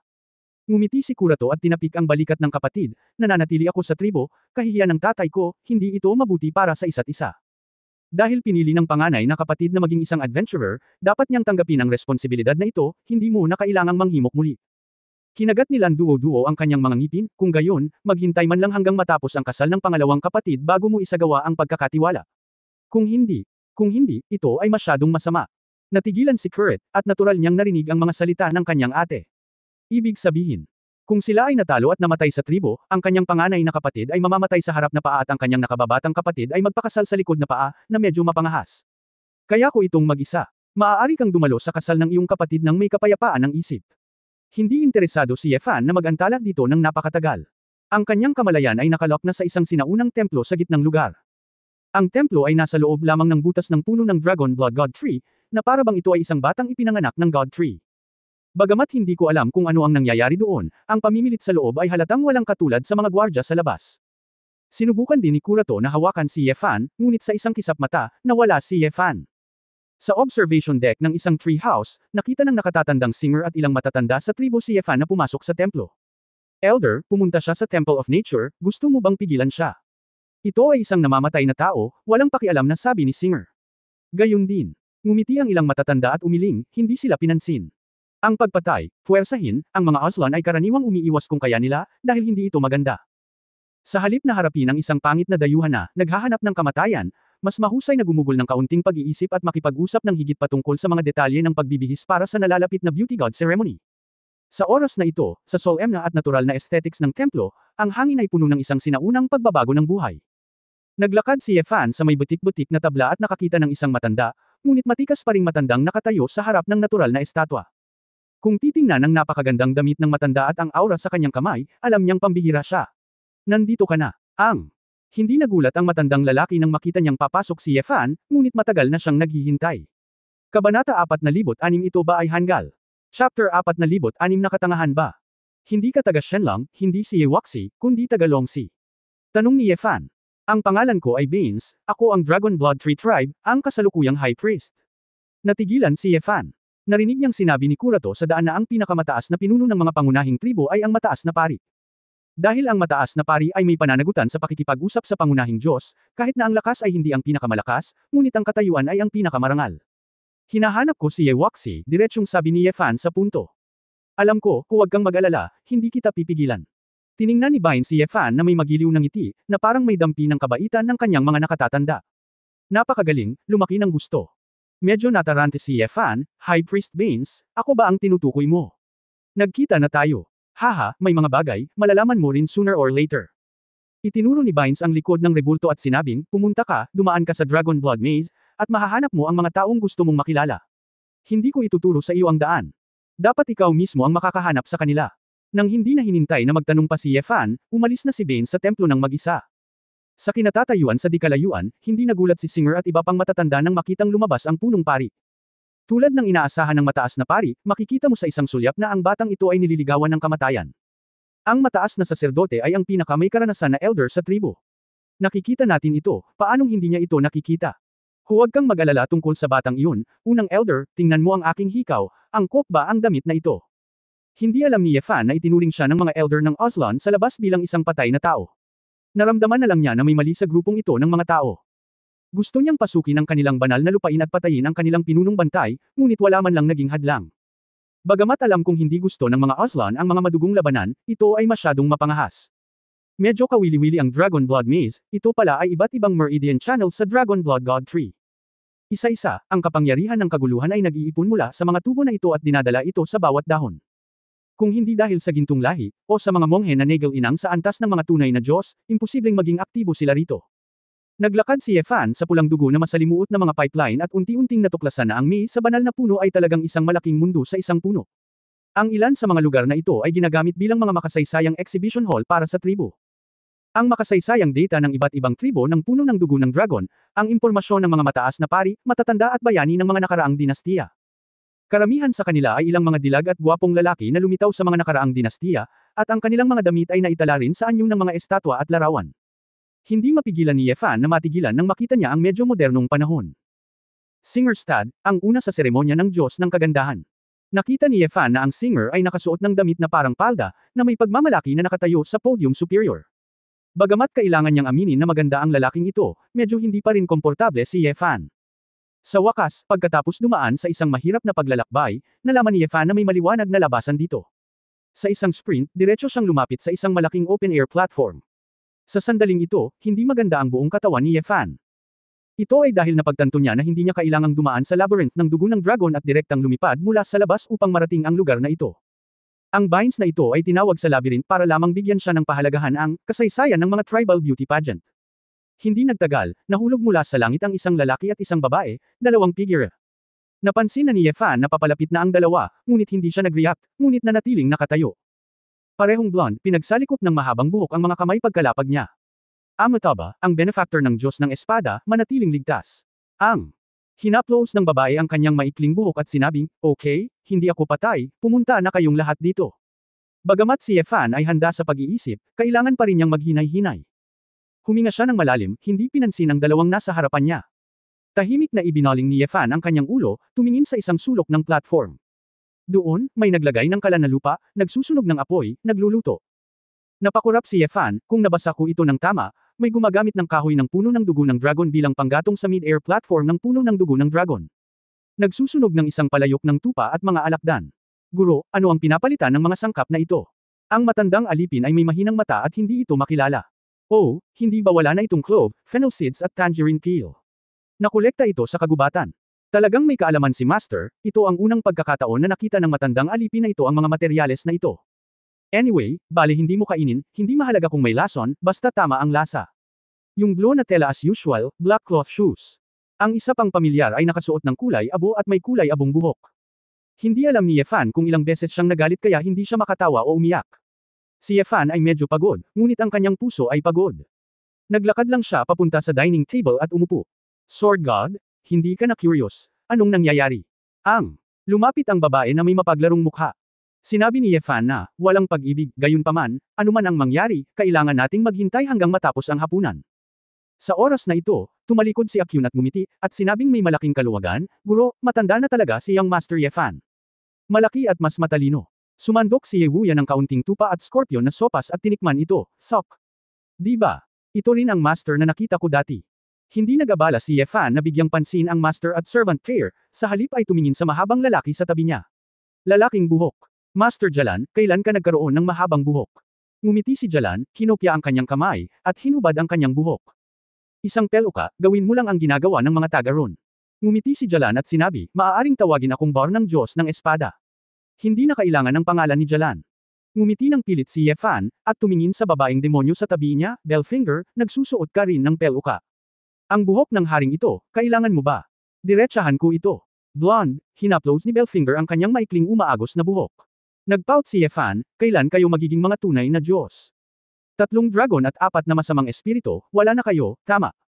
Gamit ang mga paraan ng mga lumang pagkain at ang pundasyon ng 2 matandang demonyong ito, hindi madaling maging tunay na mga Diyos. Mahirap, ang lakas ay umabot sa antas ng ginto, ito ay napakadali din. Nagkataon lang na ang haring ito ay Tianxuan, pagmamalaki ni Bellfinger. Ako si Changquan, tumawa ang Sword God, nakangiting sabi ni Bar. Nakaramdam si Ye Fan ng kaunting sakit sa kanyang ulo at hinaplos ang kanyang noo, alam ko. Sa sandaling ito, si Ye Kyun ay nagdala ng isang malaking palayok ng tupa at mga alakdan at inilagay ang mga ito sa kalan ng uling. Guro, napakahirap iligtas si Wu Wu, at nagkataon lang ngayon, kainin natin ito habang mainit, nakangiting sabi ni Ye Kyun. Si Ye Fan ay walang pusong kumain, at tinanong si Ye Wuya na lumapit, Old foodie, Ye Waxi is really you. Sa sandaling lumabas ang mga salitang ito, si Ye Wuya at ang iba pang naruroon ay natigilan saglit. Gago ka ba? Paano magiging si Ye Waxi ang adoptive father? Hindi napigilan ni Bellfinger ang pagtawa. Hey! Hindi lang siya tanga, umiling si Ye Wuya at itinapon sa tabi ang apron sa pagluluto. Hindi maipaliwanag si Ye Fan, nasaan si Ye Waxi? Hindi ito maaaring. Ye Kyun ba? Kabanata 4007 Infatuated Consort. Kahit na si Ye Kyun ay talagang isang asul na dragon para sa 8 kapigatian. Ngunit kahit na siya ay nilinang sa katawan ng isang tunay na Diyos, ang kanyang lakas ay dapat na katulad ng kay Feng Jishao. Hindi para sabihin kung gaano ito kaina, pagkatapos ng lahat, ang Dragon Soul of 8 Tribulations ay immortal. Kung walang espesyal na paraan, ang pagpatay ay tiyak na hindi ito papatayin. Ngunit ang problema ay kung hindi mo ito kayang patayin, hindi ibig sabihin kung gaano ito kalakas. Mayroong maraming mga paraan upang harapin ito. Kung kahit si Ye Kyun ay walang magawa tungkol sa Shenlong Royal Family, ito ay sobra na. Guro, natatakot akong mabaigaw ka. Tila nakita ni Ye Kyun ang iniisip ni Ye Fan at ngumiti ng may alam. Nahihiya, si Ye Waxi ay talagang matandang alipin. Ibinuko ni Ye Fan ang kanyang bibig, natigilan saglit, at pagkatapos ay muling nalito. Hindi kaya napakahina ng Shenlong Royal Family. O nakatago ba ang tunay na lakas ni Ye Kyun? Huwag mong titigan si Kyun ng tanga, kumain ng karne at kumain ng karne. Hinimok ni Ye Wuya, at naipasok na niya ang isang subo ng karne ng tupa sa kanyang bibig. Ho! Ho! Siyang, nagbuga ng mainit na hangin si Ye Wuya, na parabang napapaso. Kahit kumain ka ng bituin, hindi ka mapapaso, di ba? Walang imek na sabi ni Ye Fan. Anong alam mo, bata? Iyan ang gusto mo. Naiinis na umiling si Ye Wuya. Kaagad na kumain si Ye Fan ng 2 subo ng karne at nakitang masarap ito. Inumin mo ito, Ye Fan sa paligid. Maraming sangkap, inumin, at tuyong paninda sa entablado. Halos bisperas ng bagong taon dito. Magandang tirahan dito, at handa na ang lahat, kaya hindi mo na kailangan pang bumaba. Ang grupo ng mga taga-Oslan sa ibaba ay pangit araw-araw, at palagi nila kaming hinahamak dahil pagiging pangit. Pisilin mo sila hanggang mamatay, Bellfinger pouted. Malamig na ngumuso si Ye Fan, tapos nagkulay ka pa rin ng blonde na buhok. Hindi ba nakikipagtulungan ka rin sa kanila? Anyway, naging 7-star ka na, tulad ng ibang maliliit na lalaki, parang team ang buong dilaw na buhok, di ba? Magiliw na ngumiti si Bellfinger kay Ye Wuya, kung tutuusin, ito ang utos ng adoptive father. Bilang anak, dapat kang makipagtulungan hanggat maaari. Ngunit makinig sa kanyang kahulugan, ang iba pang mga Dragon Evil Guards ay pawang mga katutubo ng Oslan. Lord Sword God, sa itsura mo, natatakot ako na minamaliit ka sa daan, di ba? Nakangiting tanong ni Bar. Nagalit si Ye Fan nang marinig niya ito, ano bang mali sa hitsura ko? Hindi ba ako mukhang lalaki? Pangit ba ang dilaw na balat at itim na buhok? Ang kagandahan at kapangitan ay mga subjective na bagay, at kailangan nilang sundin ang mga pamantayan ng kanilang Oslan. Tila nagtagumpay si Bear sa isang panlilinlang, at ngumiti, mukhang. Ang Diyos ng Espada ay talagang nagkamali. Ye Fan, sa palagay ko ay dapat mong aminin na ikaw ay malas, sa pagkakaalam ko, ang iyong asawang si Su Qingzhou ay isa ring walang katulad na kagandahan sa mata ng mga Oslan. Ibig sabihin hindi makitid ang aesthetics nila, talagang matangkad ka. Hinimok ng Bellfinger ang makitid na daan. Hindi nagalit si Ye Fan nang marinig niya ito, at masayang sinabi, talaga. Mukhang mayroon pa ring aesthetic na kakayahan ng mga Oslan. Nakita mo na ba ang iyong manugang? Tanong ni Ye Wuya. Napabuntong hininga si Ye Fan, hindi pa, nagpadala siya ng isang subordinate para ipasa ang balita sa akin at hayaan akong pumunta rito. Oh! Sa katunayan, anong status ka na ngayon, anong status na siya, paano kayo magkikita ng basta-basta, ngumiti si Yehuya. Sumimangot si Yefan, matandang mahilig sa pagkain, ano ang alam mo? Hindi naman magkakaproblema si Chingzo, di ba? Nakipagtulungan na siya sa Eternal. Kung may gulo, hindi masama kung hindi niya guguluhin ang iba, sabi ni Yehuya. Nakahinga ng maluwag si Yefan, ganoon din ang naisip niya, dahil kailangan siya ni Eternal at si Su Chingzo upang makamit ang isang tiyak na layunin, kung gayon tiyak na hindi ito magiging sanhi ng anumang mangyari kay Su Chingzo. Dahil napakalinaw ni Yung Heng, kapag naaksidente si Su Chingzo, mamamatay siya, at hindi niya tutulungan si Yung Heng na makuha ang unang pwesto sa akademya. Sa pagitan ng dalawang panig, ito ay sa pamamagitan lamang ng pag-asa sa isang Su Chingzo upang makamit ang kasalukuyang balanse. Biglaan. Isang liwanag ang kumislap sa isip ni Yefan. Nakikita ko. Hinamplas ni Yefan ang mesa, nagulat si Belfinger, na kumakain ng karne sa tabi niya, at ang kanyang mga buto ay nahulog sa lupa. Anong sinisigaw mo?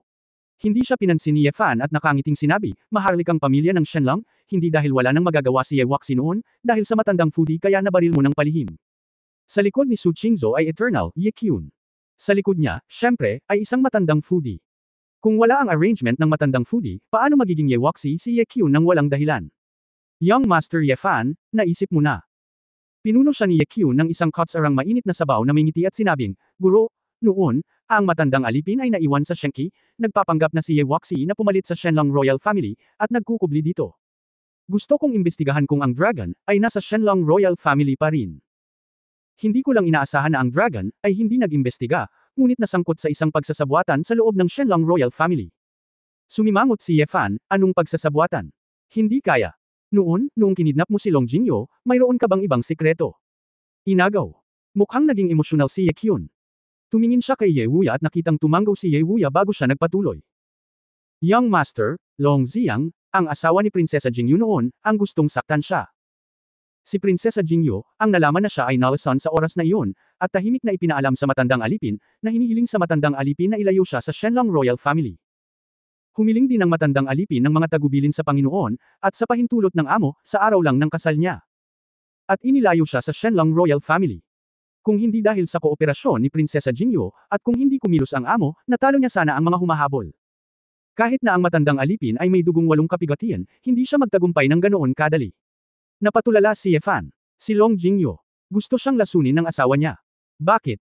Ang impormasyong nalaman ni Yefan noon, ang mga alingaw-ngaw mula sa labas ng mundo, ay tungkol sa pagmamahal ni Long Ziyang sa kanyang asawa, kaya nalubog siya sa kalungkutan at hindi na muling nag-asawa. Bilang isang resulta, ito ay naging eksaktong kabaligtaran. Napakasimple lang. Bahagyang sinabi ni Yehuya, ang kanyang tinatawag na adopted, na anak na si Long Xiu ay anak ng kanyang Long Ziyang.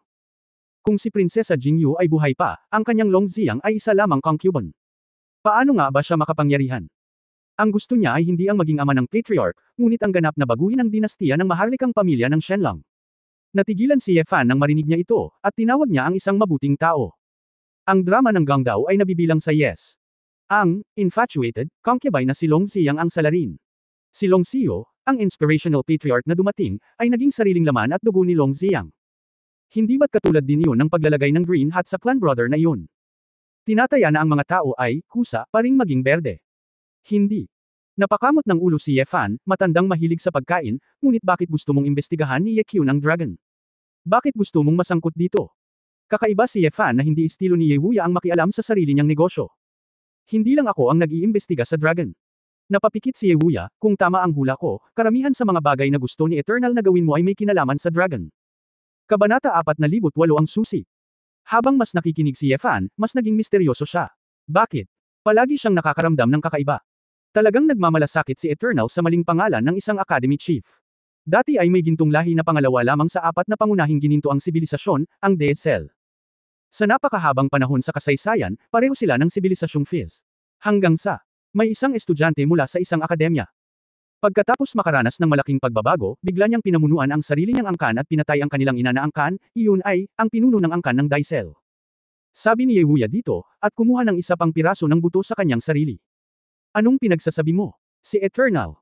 Naalala ni Yefan na binanggit ni Lao Lin na ang Eternal ay unang gumawa ng kayamanan sa pamamagitan ng pagpatay sa ginintoang sibilisasyon na lumikha sa kanila. Mukhang nabanggit din sa iyo ni Lao Lin.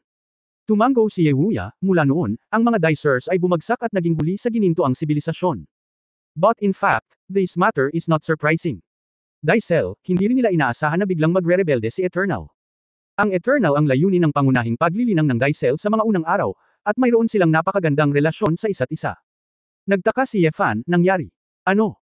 May kinalaman kaya ito sa Rumord Lover ng Academy Chief? Kaya mo ito, marami kang impormasyon, tumanggaw si Yewuya na may kasiyahan. Talaga. Natigilan si Yefan. Tumanggaw si Yewuya, hindi ko sinasabing ganap, ngunit ang 8 o 9 ay hindi mapaghihiwalay. Ang kawalang hanggan ay hindi gumising sa lahi ng emperador sa pinakamaagang panahon, at siya ay isang ordinaryong henyo ng lahi ng pilak. Hanggang sa ang kanyang kasintahan, bilang pinuno, ay pumasok sa templo, siya ay nawala ng kakaiba. Kakaiba itong narinig ni Yefan, nawawala. Maaari ka pa bang mawala kapag pumasok ka sa templo? Ayon sa templo, itinalaga sa kanya ang tungkulin na kumuha ng posisyon sa isang lugar sa dakilang mundo. Gayunpaman, hindi naniniwala si Eternal na ibibigay ng kanyang kasintahan ang kanilang relasyon para sa kapakanan ng templo. Originally, kahit ang unang si Yongyong ang nagmahal sa babaeng iyon at kusa itong ibinigay sa kanya. Bilang resulta, hindi inaasahan ni Yongyong na tiyak na isuko ang pinuno, ngunit sa halip ay nawalan siya ng kanyang kasintahan ng tuluyan. Sinabi ni Yewuya nang may damdamin, kung pag-uusapan, ang walang hanggan na ito ay puno rin ng sigla at sigla noon, at nang siya ay nagalit sa korona, siya ay nagrebelde. Kung ibang tao iyon, baka hindi siya maniwala na may sasalungat sa templo para sa kanyang kasintahan, o sasalakayin pa ang angkan ng kanyang ina. Ngunit talagang naunawaan ito ni Yefan. Kung ang templo, o anumang kapangyarihan, ay saktan si Su Qingzhou, at kahit na siya ay nawala. Alam ni Yefan na gagawin niya ang lahat sa kanyang makakaya para gawin ang lahat ng kanyang makakaya. Sa katunayan, kung mas mataas ang posisyon, mas matalino ang isang tao, mas madaling maging malungkot. Mahirap maghanap ng mapagkakatiwalaan, at sa wakas ay nakilala mo ang isang mahal sa buhay, ngunit nawala mo ito nang hindi maipaliwanag. Natural hindi mabata. Kaya, hiniling ni Eternal na magpaliwanag ang templo, at hiniling ng templo kay Desir na pangalagaan ang lahi na nilikha niya, na naging sanhinang. Bumangon si Eternal at pinatay si Desir. Hindi masama. Sinabi ni Yewuya, walang hanggan noong panahong iyon din nagising ang kapangyarihan ng emperador, at upang palakasin ang sarili, nagsimula siyang mangolekta ng mga binhi ng emperador sa lahat ng dako. Gusto niyang pumunta at alam din niya na para talagang ibagsak ang templo at malaman ang katotohanan, hindi sapat ang lakas, at ang kapangyarihan ng emperador. Siya iyon. Ang pinakamalaking pag-asa. Nagtaka si Yefan, ngunit ano ang kinalaman nito sa Dragon, kapag ako ang naging pinuno ng akademya? Ano ang ikinababahala mo? Tiningnan ni Yewuya si Yigyo yang Scorpion na medyo nanlulumo, kumain ka muna. Magsalita ng dahan-dahan. Hindi nakaimik si Yefan, kaya kinailangan niyang samahan ng matandang foodie sa halos lahat ng pagkain. Nang halos kainin na ang karne, hindi nakalimutan ni Yewuya na maghagis ng ilang gulay na parang labanos sa sopas ng karne ng tupa. Matapos gawin ang lahat ng ito, ngumiti siya ng kasiya siya at nagpatuloy, alam mo ba na ang pinuno ng akademya, may kakaibang tao. Matandang mahilig sa pagkain, huwag kang mag-alala. Walang magawa si Yefan, pag-usapan natin ito, ano ang nangyayari? Oo. Mapaglarong tumawa si Yewuya, upang malaman ang katotohanan ng pagkamatay ng aking kapatid, tinuntun ko ito hanggang sa templo at sa akademya. Bilang resulta, hindi ko sinasadyang natuklasan na ang pinuno ng akademya, bawat dosenang henerasyon, ay mawawala. Ibig sabihin, tulad ng walang hanggang magkasintahan, talagang maraming nawawalang pinuno. Isa lang sa kanila ay nawala pagkatapos pumasok sa templo, at ang ilan ay nawala at hindi na bumalik. Bagaman mayroong hindi mabilang na mga lugar na pupuntahan sa malaking mundo, hindi mahirap na makahanap ng isang lugar na tirahan sa pag-iisa. Kakaiba, walang chismis, talakayan at record tungkol sa pagkawala ng pinuno. Sumimangot si Yefan. Ibig mong sabihin, malaki ang posibilidad na ang templo ang nasa likod ng intensyon na kontrolin ang opinyon ng publiko. Bukod sa paliwanag na ito, wala talaga akong maisip na iba pang posibilidad. Pagkatapos magsalita ni Yewuya, muli siyang nagtanong, alam mo, ang kasaysayan ng akademya. Sino ang nangungunang 10 upuan? Marahil alam ko na ang una ay ang dragon, ang pangalawa ay ang tadhana, at ang pangatlo ay ang kawalang hanggan.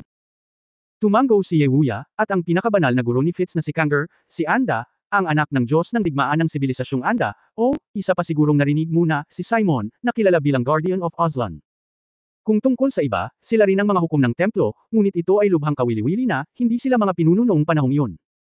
Ibig sabihin, ang mga pinuno na mas mahusay kaysa sa kanila ay hindi nakalista sa nangungunang 10 sa kasaysayan ng akademya, nakatumbas ng opisyal na antas, na binubura sila. Hindi mapigilan ni Yefan na matigilan, okay lang ito. Wala bang nakakapansin nito? Kaya ano? Kahit na ang mga matandang maharlika ng gininto ang sibilisasyon ay hindi nang ahas na tanungin ng templo, at ito ay wala sa kanilang negosyo, kaya bakit mag-abala? Paano? Maraming tao, tulad ng walang hanggan, ang nakikipagkompetensya sa templo ng hayagan at palihim, ngunit hayaan ang templo na walang paraan upang mahuli siya. Tumawa si Yewuya. Naistorbo si Yefan at napakunot ang noo, so parang, ang hepe ng akademya, may problema talaga. Hindi kaya magkakaroon ng espesyal na problema ang pagiging pinuno. Ngayon, naiintindihan mo na kung bakit kailangan mong imbestigahan ang dragon, right? Tanong ni Ye Wuya.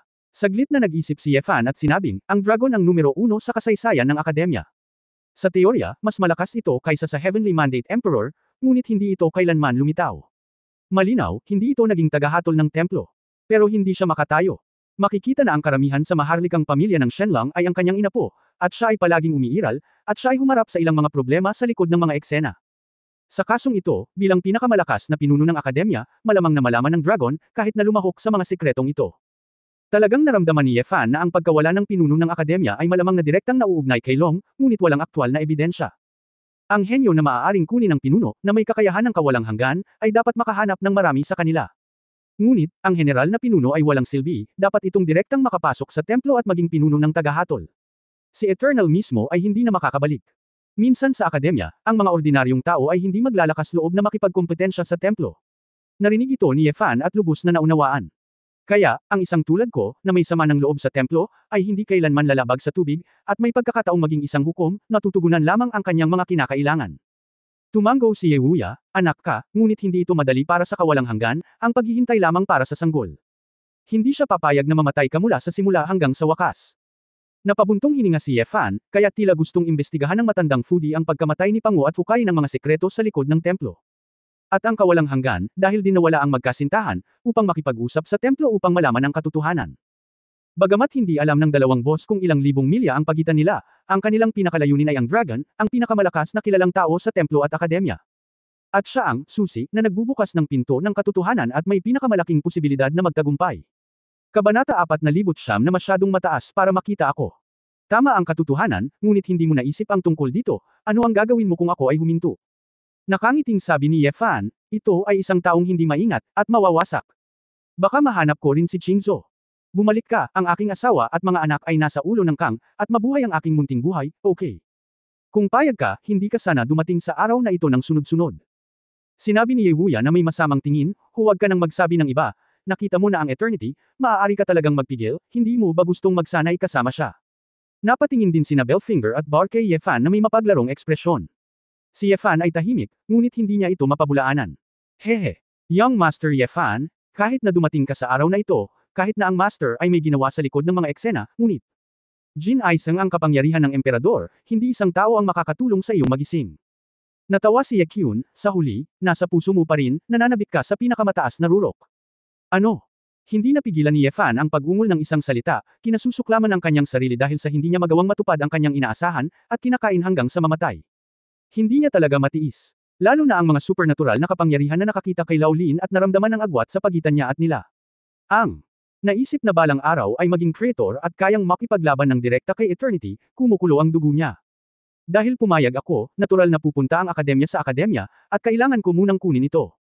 Napakamot ng ulo si Ye Fan sa kanyang buhok, gayunpaman, sa pagkakataong ito ang komisyon ay patayin si Ye Waxi, at ngayon si Ye Waxi ay naging Ye Kyun. Ano ang ginagawa mo? Master, hindi mahirap. Ngumiti si Ye Kyun at naglagay ng malaking kahon na nakabalot sa tela sa harap ni Ye Fan. Matapos buksan ang kahon, isang dagwang ulo ng tao ang nabunyag. Tumingin si Ye Fan sa hindi pamilyar na mukha, at pagkatapos ay kay Ye Kyun. Bigla siyang naintindihan. Pinutol mo ang iyong ulo pagkatapos mong magkaila. Sinipsip ni Bellfinger ang bone marrow ng tupa at malabong sinabi, bago ka dumating. Handa na si Tio Junyang. Hindi nakaimik si Ye Fan. Walong kalamidad ng Qinglong, ang pagputol ng ulo ay natural na walang epekto. Si Ye Kyun ay naibalik sa hitsura ni Ye Waxi noon.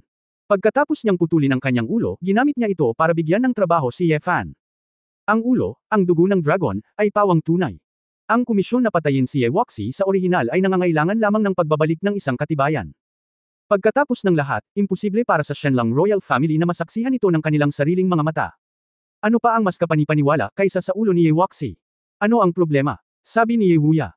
Hindi nakaimik si Ye Fan at nakasimangot, matandang mahilig sa pagkain, kahit bawiin nila ang ulo, baka hindi talaga sila maniwala, di ba? Talagang wala kang pakialam, kung maaari kong samantalahin ang pagkakataong makita si Qingzhou, gusto mong dalhin ko ang ulong ito doon. May iba pa bang layunin? Kanina mo lang binanggit ang dragon, pero hiniling mo kay Ye Kyun na iligtas si Long Jingyo. Hindi mo sinabi ang sumunod na nangyari. Malabong naramdaman ni Ye Fan na itong si Long Jingyo, may ilang sikreto siguro na makakaapekto sa plano ni Ye Wuya. Ang pangalang Long Jingyo ay hindi basta-basta matatawag mo. Bagamat hindi nagbago ang ekspresyon ni Ye Wuya, nararamdaman ni Ye Fan na may bakas ng komplikadong emosyonal na pagbabago sa kanyang tono. Ito ay napakabihirang, maaari mong marinig ang ilang pulang alikabok mula sa boses ng matandang foodie. Noong nakaraan, bagamat mukhang down-to-earth si Ye Wuya, hindi talaga siya makakamit. Sa pagkakataong ito ay medyo naiiba. Bakit mo gustong makialam kay Prinsesa Jingyo? Tanong ni Ye Fan. Biglang ibinaba ni Ye Wuya ang kanyang chopstick at sinabing, ang pamamaraan ng pang-aagaw ni Long Ziyang ay nagpaalala sa akin ng isang bagay. Kung gusto mong mahanap ang sikreto sa likod ng Shenlong Royal Family, at gusto mong makipag-ugnayan sa Dragon, ang pinakadirektang paraan, ito ay ang maging master ng Shenlong Royal Family. Dahil magagamit ni Long Ziyang si Princess Jingyo, kaya ko rin. Nang marinig ito, hindi namamalayang nakipagkamay si Ye Fan. Isang hindi kapani-paniwalang ideya ang lumabas sa kanyang isipan. Matandang mahilig sa pagkain. Huwag mong sabihin sa akin. Ikaw, Prinsesa Jingyo hindi dapat. Ye Wuya. Mukhang kalmado at tumango, siya ang iyong lola, ang biolohikal na ina ng iyong ama at tiyuhin. Isang bagyo ang sumabog sa tuktok ng ulo ni Ye Fan. Hindi niya alam kung sino ang kanyang lola, at wala rin siyang narinig na tiyak na impormasyon. Palagi kong iniisip na si Ye Wuya ay nakatagpo lamang ng isang taong babae at simbolikong natapos ang angkan. Sa hindi inaasahan. Ang bloodline na ito ay talagang nagmula sa Orthodox princess ng Shenlong Royal Family ng malayong gininto ang sibilisasyon. Gudong. Nilunok ni Ye Fan ang kanyang lalamunan. Kahit gaano pa kalakas ang hangin at alon na naranasan niya, kailangan niyang bumagal ngayon. Huminga ng malalim, hindi mapigilan ni Ye Fan na mapangiti. Hey, matandang foodie, kumpara sa Long Ziyang na iyon, parang wala ka sa disenteng lugar. Hindi ito itinanggi ni Ye Wuya, upang malaman ang katotohanan ng pagpatay sa aking kapatid, kaya kung gawin ang anumang kailangan. Isang gininto ang sibilisasyon hindi malaking bagay na samantalahin ng isang babaeng walang kinalaman sa akin. At saka, sa simula pa lang, nahanap na niya si Akyun at dinala niya ang pagkakataon sa kanyang pintuan. Naturally, hindi na kailangang bitawan ito. Tumingin si Ye Fan sa kanya. Komplikado, nakangiti niyang sinabi, talaga. Pero bakit ako nakikinig, hindi maganda ang pakiramdam mo. Ginagamit mo lang ba talaga si Long? Lola, young master, actually. May sasabihin sana si Ye Kyun, ngunit nahuli si Ye Wuya. Inabot para huminto. Ang iyong lola ay patay na. Ito ay lahat ng mga bagay sa nakaraan, at hindi na kailangang banggitin muli ang mga ito. Nasa iyo na ngayon ang tunay na ulo ni Ye Wu Exi, at ang dugong dumadaloy sa iyong katawan ay ang direktang bloodline ng tunay na Prinsesa Jingyo. Nasa iyo ang orthodoxy ng Shenlong Royal Family. Ang entablado, inihanda ko ito para sa iyo. Halika, ang eksenang ito, paano ako makakanta ng napakalakas at makumbinsi ang mga manunood. Hindi ko na kailangang ituro ito.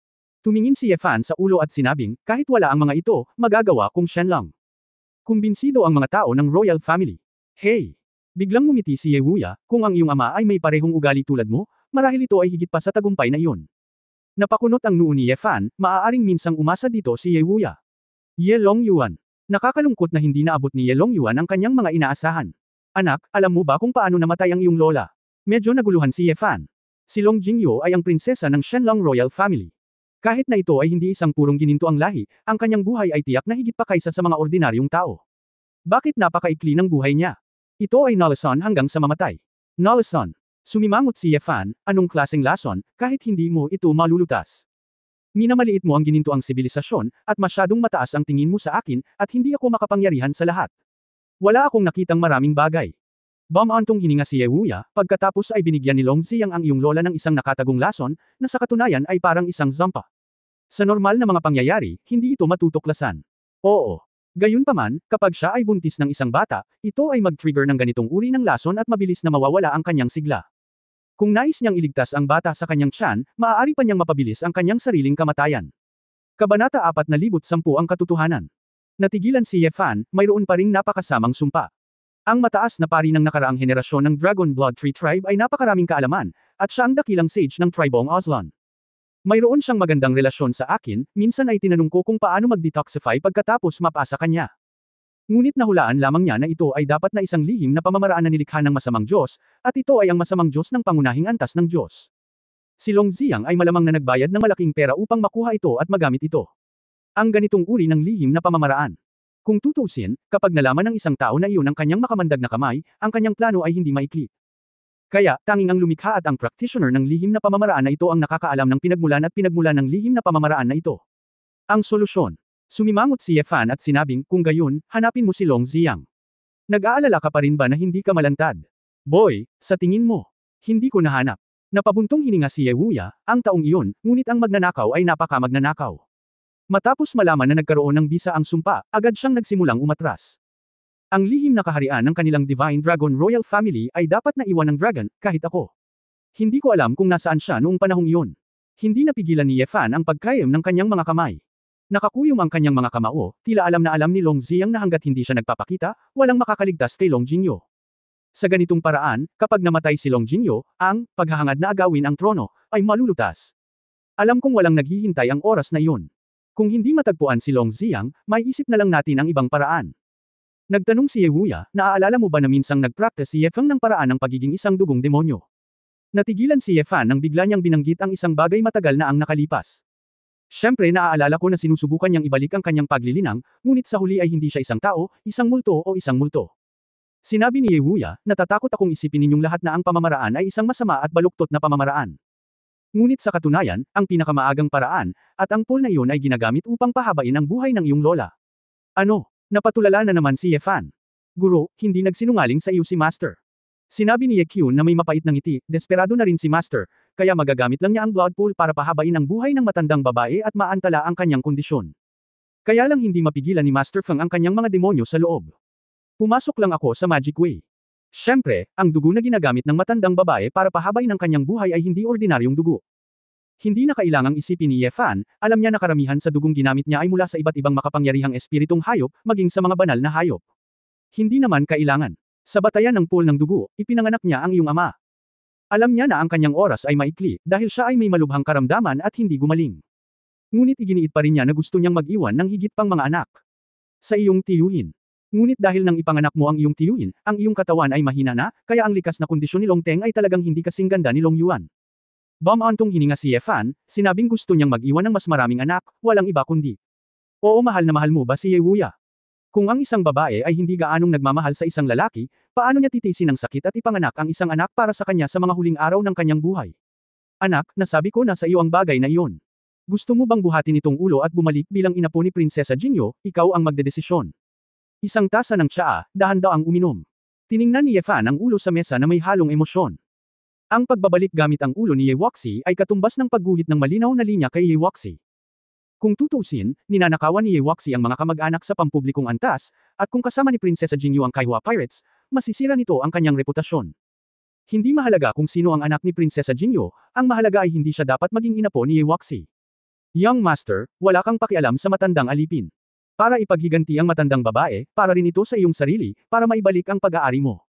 Nakangiting sinabi ni Ye Kyun, kung gusto mo talagang lumaban sa templo, tiyak na hindi sapat na lumaban ng mag-isa. Napabuntong hininga si Ye Fan He, at biglang nagkaroon ng napakaraming bagay sa kanyang isipan, at kailangan din niyang mag-isip ng mahinahon. Itatago ko muna ito, pag-isipan ko. Inalis ni Ye Fan ang ulo at nagtanong, ano ang kaugnayan mo sa tribong puno ng dugo ng dragon na ito? Ang mataas na pari na si Baines, bakit parang kilala niya ako? Naku, sir, di ba sabi mo sa akin, maganda ang relasyon niya sa nakaraang henerasyon ng mga high priest, iyon ay, guru ni Baines. Noong oras na iyon, dinala ng matandang alipin si Prinsesa Jinyu sa lugar na ito at nanirahan dito sandali. Naging maayos din sina Princess Jinyu at Baines at nagkaroon ng pagkakaibigan. Sa panahong ito, minsang tinulungan ng matandang alipin ang tribo ng puno ng dugo ng dragon upang malutas ang ilang mga kaguluhan ng palihim, kaya labis din kaming nagpasalamat ni Baines. Noong nakilala niya ang Young Master, malamang nakita na niya ang anino ng matandang babae sa nakaraan, at magiging kasing bait niya ang nakikita niya sa kanyang nakababatang henerasyon. Nakangiting sinabi ni Ye Kyun, sa pagkakataong ito, nabuo ng matandang alipin si Longxi, at ginamit din ng iba pang mga Aslan. Lahat sila ay may ilang pinagmulan sa akin.